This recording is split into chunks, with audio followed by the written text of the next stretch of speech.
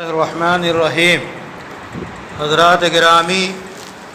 جب اسکول اور مدرسے کا طالب علم کئی مہینے محنت کرنے کے بعد امتحان دیتا ہے، اس امتحان میں کامیابی کے وقت اس کے ہاتھ میں جو ہے رزلٹ اور نتیجہ تھمایا جاتا ہے تو وہ خوش ہوتا ہے اور محنت اس کی کارگر ہوتی ہے۔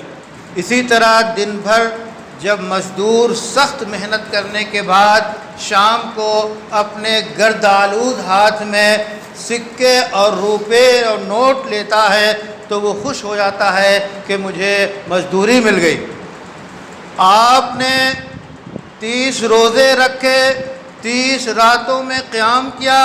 اپنی زبان کو روکا، اپنے کان کو غلط چیزوں سے محفوظ رکھا، پورے رمضانی ماحول میں آپ نے وقت گزارا، کافی محنت کی، تو آج آنے والی رات جو ہے اس کا نام لیلۃ الجائزہ ہے، انعام کی رات ہے کہ آج کی رات آپ کو مغفرت سے، آپ کو جہنم سے براءت سے، آپ کو جو ہے برکت سے، آپ کو رحمت سے، اللہ کے فیضان سے نوازا جائے گا اور اس رات میں انعام سے نوازا جائے گا۔ یہ رات لیلۃ الجائزہ کہلاتی ہے، انعام کی رات کہلاتی ہے۔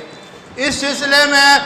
ترغیب و ترہیب کی ایک روایت ہے کہ من قام لیلۃ العیدین